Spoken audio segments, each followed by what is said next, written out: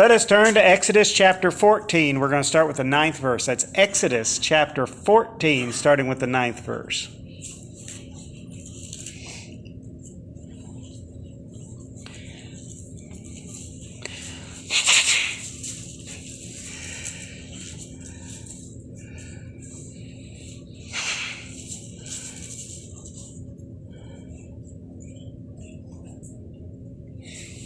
I hate it when I feel like I need to sneeze and just can't, and it just doesn't go ahead and either sneeze or stop.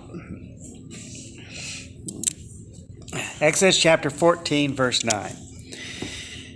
But the Egyptians pursued after them all the horses and chariots of the Pharaoh, and his horsemen and his army, and overtook them encamping by the sea, beside Pi-hahiroth,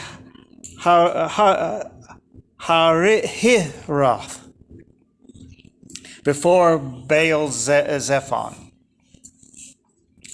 When the Pharaoh drew nigh, the children of Israel lifted up their eyes, and behold, the Egyptians marched after them, and they were sore afraid. And the children of Israel cried unto the Lord. And they said unto Moses, Because there were no graves in Egypt, hast thou taken us away to die in the wilderness? Wherefore hast thou dealt with us to carry us forth out of Egypt? Is not this the word that we did tell thee in Egypt, saying, Let us alone, that we may serve the Egyptians? For it had been better for us to serve the Egyptians, and than that we should die in the wilderness. And Moses said unto the people, Fear not. Stand still and see the salvation of the Lord, which he will show you to you today. For the Egyptians whom ye have seen today, you shall see them again no more forever. And the Lord shall fight for you. Ye shall hold your peace.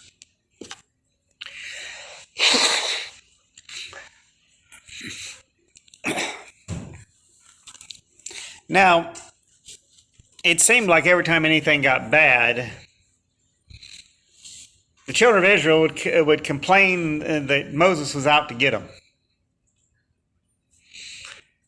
They constantly were taking and blaming him for, well, we would have been better off in Egypt because we had this kind of food to eat, or we'd been better off in Egypt because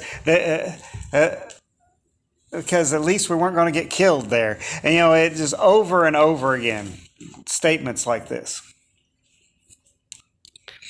Thing about it, God had promised to deliver them out of Egypt and sent Moses to do the job. And in doing so, God prepared the way. He led them where he wanted them to go, down the very path he wanted them to travel. A cloud by day and a fire by night. There was no confusion about where they were going. There was no argument. He sent 10 plagues to Egypt to wake them up. To actually wake up Israel, not so much the Egyptians. The Egyptians God kept hardening their hearts. But after all this time and everything they'd seen, they still took, and when faced with the Red Sea and the Egyptian army, and they were trapped between the Red Sea and the Egyptian army. In fact, there are still chariot parts in the bottom of the Red Sea to this day.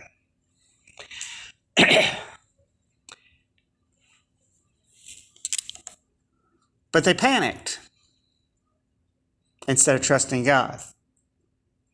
Many times when we see an obstacle that we personally couldn't get by on our own strength, the first instinct is to do the same thing. Panic. We may or may not blame God for the problem. That kind of depends on our own faith and relationship with God. But here, God's reply to them when they panicked was, just be still, be quiet, and see God work. And the Egyptians you see today, you will not see again forever. Now we know why that is, because when God parted the Red Sea and the Israelites walked through and the Egyptian army tried to follow them, he closed the sea over them and drowned them. So they weren't going to follow him.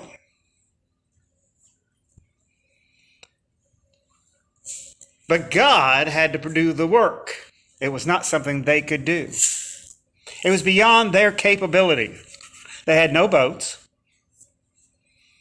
They were stuck between mountains, a path, the Egyptian army, and the Red Sea. It looked like a no-win situation.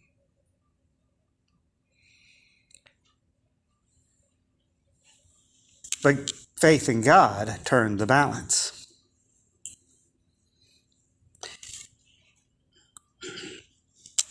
Let's go to Matthew chapter 10, starting with the 16th verse.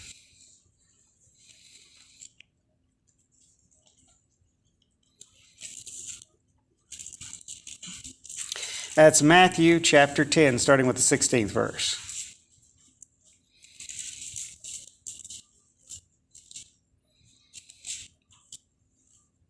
Behold, I send you forth as sheep in the midst of wolves.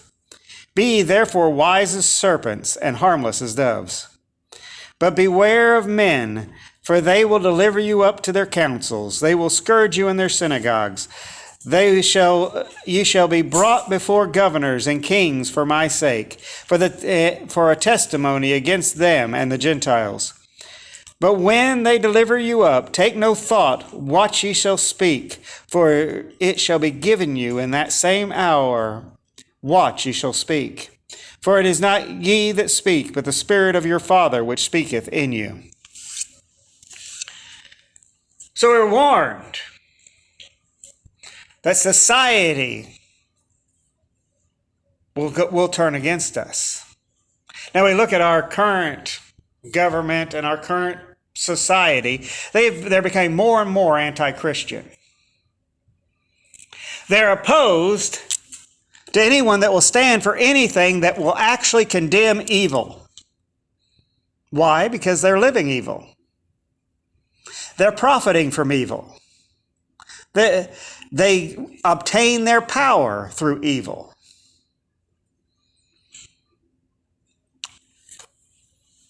We find that while they try to claim otherwise, and you can be removed from social media and from numerous video locations for saying it, but the fact is that there have been numerous presidents that have been elected because of corruption. There are numerous corrupt politicians in our Congress.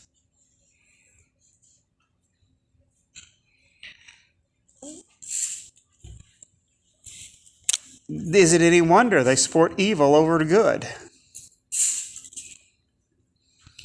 When you take and think about what their character is, they're just showing what the rest of society's character is, because people elect people like themselves or people that are like what they want to be like. That's the two characteristics of what people elect for their government. So, assuming that they are a fair representation of the people who elected them, then we have a very wicked, evil society. And there's many evidences that support that. So with that being the case, we as Christians are going to be the targets. And when we take and become the target, whether it be a target of our families, or whether it's a target of people we thought were our friends, or whether it's a target of the government or a target of the community at large, we don't need to panic. We need to stand still and watch God work. Understand that He will give us what to say at that time. We just need to say it. We just need to go forth and be His people. And not take and be shy about it, not to be quiet about it, not to take and be afraid of what they can do to us, because they can't do anything to us more than take and kill us at most. And if we're Christians, that is a one-way ticket home.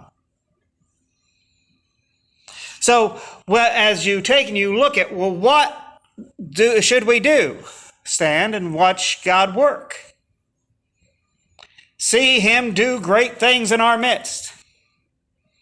Too often, professed Christians take and rely on themselves or society or friends more than they rely on God. Oh, well, as long as you've got good people you can trust and rely on. No, rely on God first. God may provide help from people that you normally couldn't trust and rely on. He works that way. I've read numerous biographies of ministers in the 1800s and early 1900s, and them talking about how sometimes God would provide them exactly what they needed to accomplish what they were doing or to supply their daily needs from some of the wickedest people they ever come across. So He actually uses whoever He deems appropriate to use, and we need to just let God work.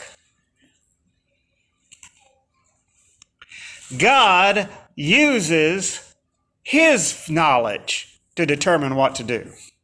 That's one of the differences. We have a finite mindset. We can only see and can only think so far. God, on the other hand, sees everything, knows everything, and has all power. Now, the boys are real fond at pointing out to me how I'm not as strong as I used to be. I'm not as fast as I used to be. I'm just not the person I used to be, physically. And now, mentally.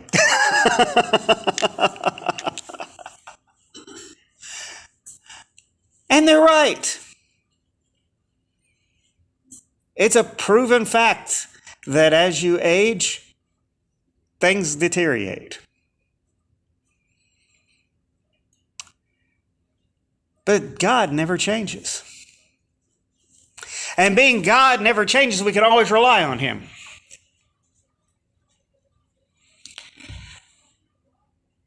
It's kind of amazing, though, that so often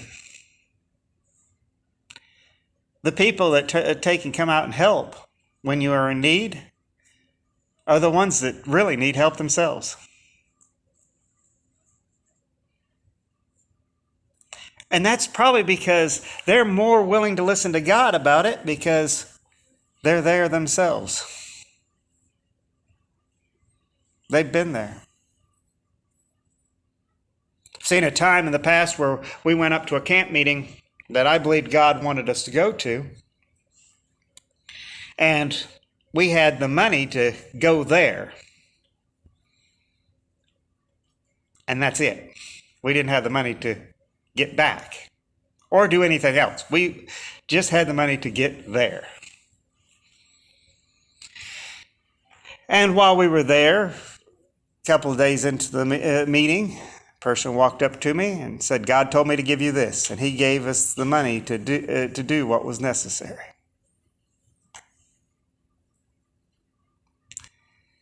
We couldn't have done it on our own. God provided. We don't necessarily know where that help is going to come from because we don't know who God's going to use. We don't know how He's going to do it. Said before, when we were in Nebraska, we took and were not sure where we were going to get the money to pay the insurance, let alone do anything else. And Shelley prayed about it. and our truck burned up in the driveway. You don't have to have insurance on a truck that's burned up.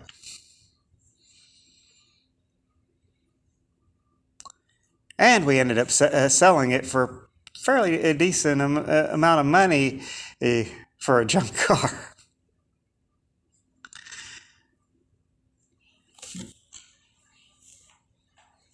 Now, it wasn't a lot of money, but it was a lot for us at the time.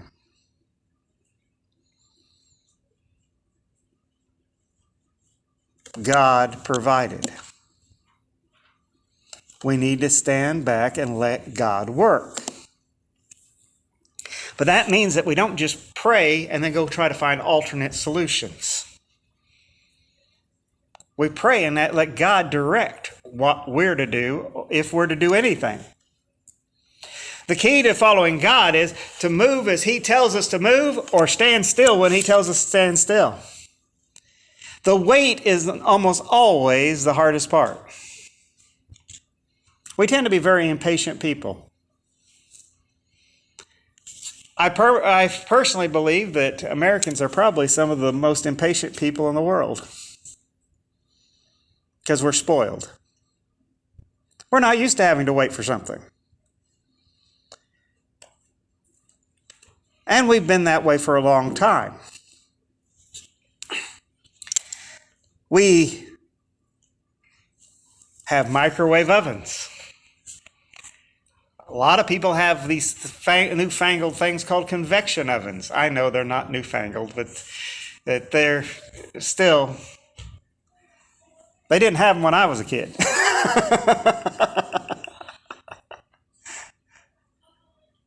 That we could take and go over to a stove and just turn a knob and it comes on. We don't have to go out and gather firewood and build a fire in the stove and wait for it to heat up and not get too hot, and not get too cold, adjust the dampers. We don't have to do all that. You know, in some countries they have to.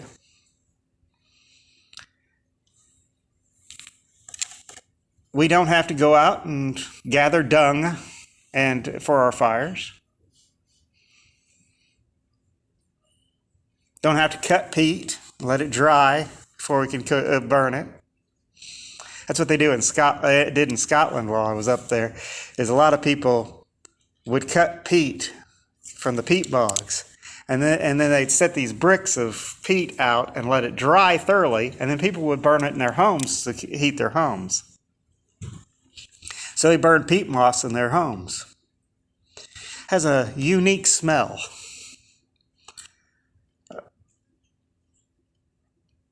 But we don't have to do that. In fact, we have a country that probably outlaw it if you tried it. Because they don't understand what need is. Now, I'm not saying everybody in America is that way, because the simple fact is we've got a huge homeless problem in the United States. But it's not something that man can fix. It's something only God can fix. So as we look at, well, what are the problems? How do we deal with these situations? We have to take them to God. We have to let God work. Oftentimes we get at our wits' end when dealing with loved ones that just won't come to God. Well, we need to wait for God to give us an opening and then trust Him to give us the words to say. And be willing to give them the words and trust that God won't let them forget it. Now, I grant you, I'm also one of these that firmly believes in praying that God won't give somebody rest, sleep, or comfort until they take and come to Him. It's kind of like Paul taking and praying that God will turn a person's body over to Satan to save his soul.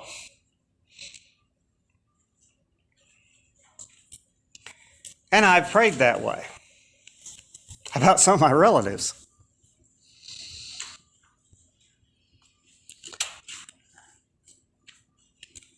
We have people they'll come to the church when they are in need and ignore it when they're not.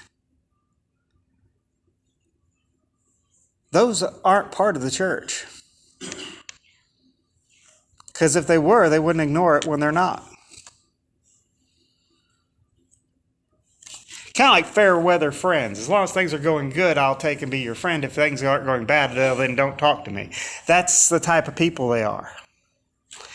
As long as they can get something from the church, then they're interested in church. I've seen several times, I've sat across the table, from an individual in the jailhouse. And they're very interested in their souls and in God at that point in time. Because they want something to get them out of that place. And that's what they want from God, is they want God to get them free. And depending on whether they're innocent or guilty, God might not get them free.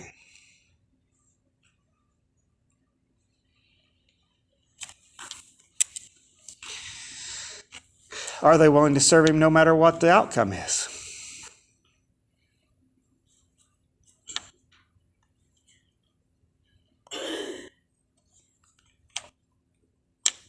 That is the choices they've got to make. But when it comes down to once they're out, what do? A small percentage actually stick with it and serve God. A huge percentage go right back into their old environments, into doing their old things, and go right back into what got them sent to jail in the first place. In fact, some of them get worse than what they were before and end up going to prison for it.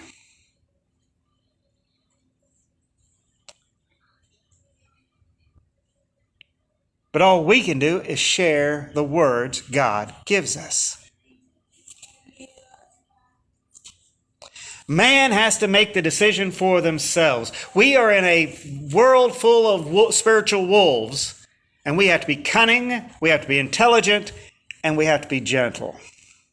And sometimes those are hard to equalize.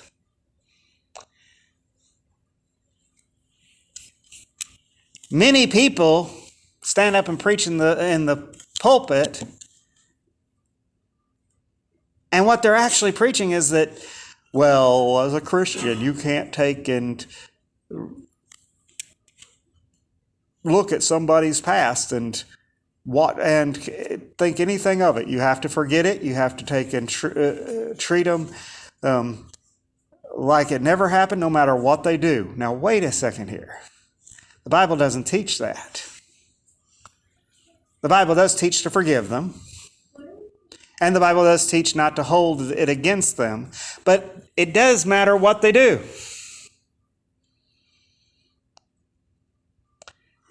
And there's nothing wrong with watching their fruit to verify they are what they claim to be. Because a good portion of them will turn on God. When Christ was giving the scripture about the sower and the seed fell on hard ground, got eaten by birds. The seed fell among the rocks and in shallow ground, sprang up, faced the heat, and withered away. It was only the seed that fell on good ground that actually stuck and grew. Because it had to get rooted and then have the nutrition to go forward. Too many people are turning to God to get them out of this problem. And then when they're out of this problem, well, I don't need Him now. But that's not true. We need him all the time. I'm all for turning to God in times of need. That's great to turn to God in a time of need and trust him to get you out of the problem. But when they are no longer in the time of need, it's still time to trust in God. You know, more people backslide on the mountaintop than they do in the valley. When they're going through the hardship, it's easy to trust God. It's when everything's going right, that's when it's hard to serve God. Because it's so often and so easy to take and say, well, I can handle this. Not necessarily. We need to take and understand that if God's in control, we will serve him all the time. Let's turn to Romans chapter 12, starting with the 17th verse. I know this is one of Lana Dean's favorite scriptures.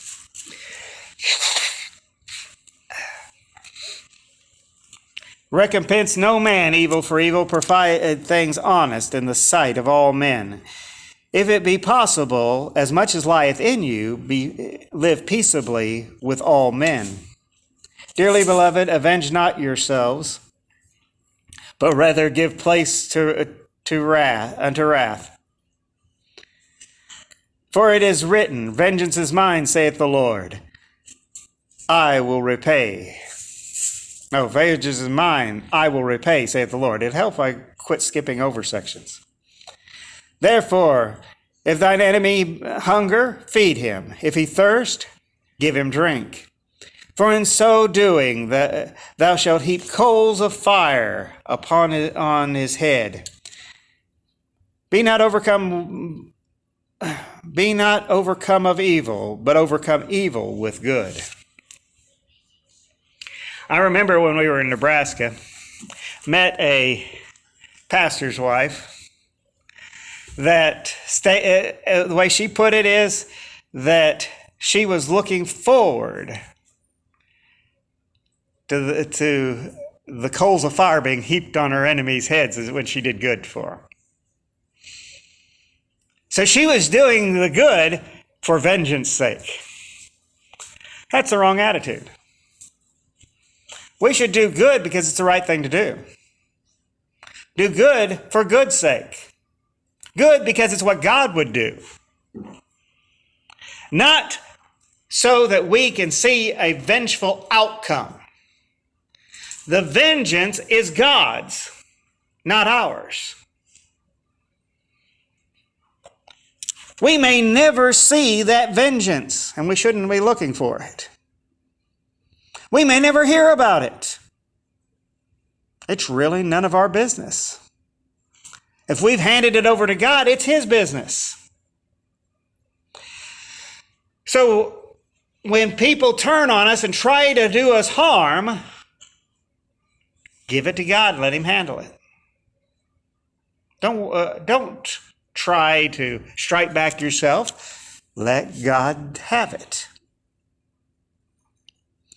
There was a minister one time that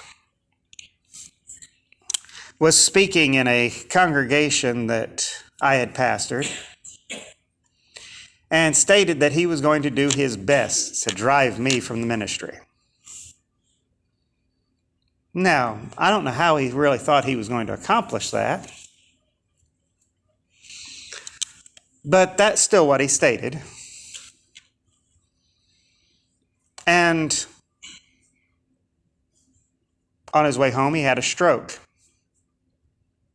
and couldn't speak after that. Now, I had absolutely nothing to do with it. I didn't pray for it, didn't ask for it, didn't want it. But God did it. Vengeance is mine, saith the Lord, I will repay. It's not up to us to look for it. We shouldn't desire it. It's up to us to do the right thing, no matter what the circumstances. If the right thing is to go forward and confront somebody and tell them about their need for the gospel of Jesus Christ, we need to go do it. If the right thing is for us to keep our mouths shut and sit and watch and see what happens, we need to do that. We need to follow the leadership of the Spirit. Let God lead and direct and move. Let's go to Philippians chapter 4, verse 6.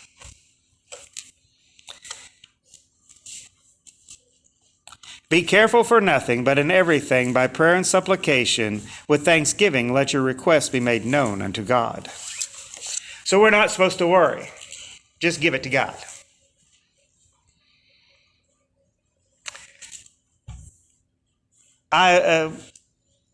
Shelley and several others have taken and commented on the fact of my tendency not to worry.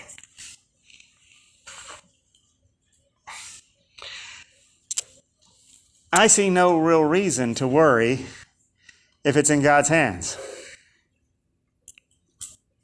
Now, I can understand worrying if it's in my hands. I've learned a long time ago that I'm quite good at messing things up.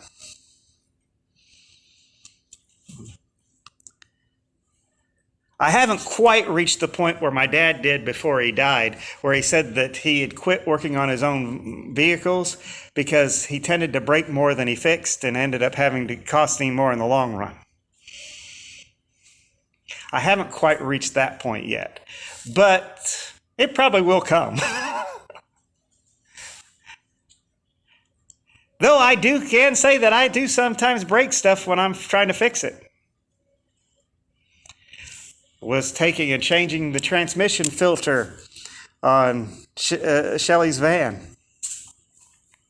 And there's a lot of bolts on the bottom of that transmission filter. I'm sitting there tightening them back up. I'm thinking, okay, I got to make sure that I don't strip it out, so I don't want to twist it too far. And sure enough, I twisted one of those bolts right off. Just slick as a whistle. You'd have thought they made better bolts. But fortunately, it didn't leak. Probably because of all those other bolts. But I broke it.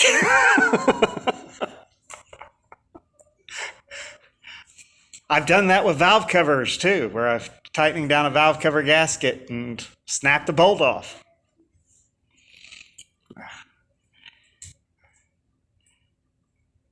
Josh likes to rub it in that he's never done that. Never broke a bolt in his life. He's fortunate. I've done it several times. But the fact is that when it comes down to doing things, man messes up. God doesn't.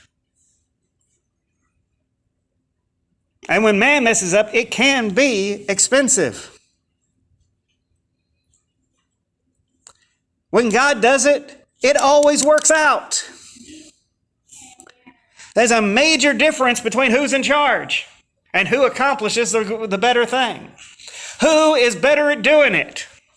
Well, God's better at doing it. Don't worry, just give it to Him. Give it to the expert in the first place.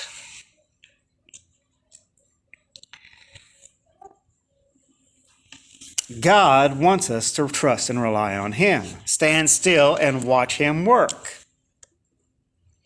Hebrews chapter 4, starting with the 14th verse.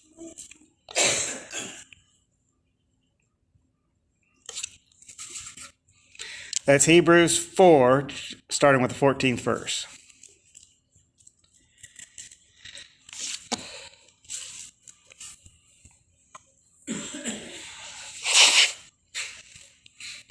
Seeing then that we have a great high priest that is passed into the heavens, Jesus Christ, the Son of God, let us hold fast our profession. For we have not a high priest which cannot be touched by the feelings of our infirmities, but in all points tempted like as we are, yet without sin. Let us therefore come boldly unto the throne of grace, that we may obtain mercy and find grace and to help in time of need. So Christ has been through it. We can trust him. We can rely on him. He's been there. Was tempted in all points like as we, yet without sin. Many are teaching today that, oh, well, you can't resist sin. You just got to give in. No, you don't. Because Jesus set the example, and through his strength, we can do it. In Philippians chapter 4, it goes through and says, I can do all things through Christ who strengthens me. It doesn't say I can do some things. I can do all things. And that's not talking about sin. That's talking about living for God. That's talking about being content when things are going bad and when things are going good. Being able to stand with God no matter what. To be able to stand still and watch God work in our midst and acknowledge that's him. It may not go the direction we want it to go. It may not even come close to even functioning how we think it should function. But it will work if we stand by and watch God work and trust him and have faith that he's going to do it. But we have to hold fast to our profession of faith. It's up to us to be what God has called us to be and hold on to that relationship with him. I've heard so many preachers talk about, oh, well, no one can pluck you out of his hand. Yeah, well, that's true. But that doesn't mean that you can't jump. A relationship is a two-way street. You don't have a relationship if the other person is the only one doing anything. It takes effort from both parties. So if we're going to have a relationship with God and expect God to take and bless and do things to help us, we got to take and live for him all the time. We have to do our part. Not just go part way. Let us stand. Let us go forward and watch God move.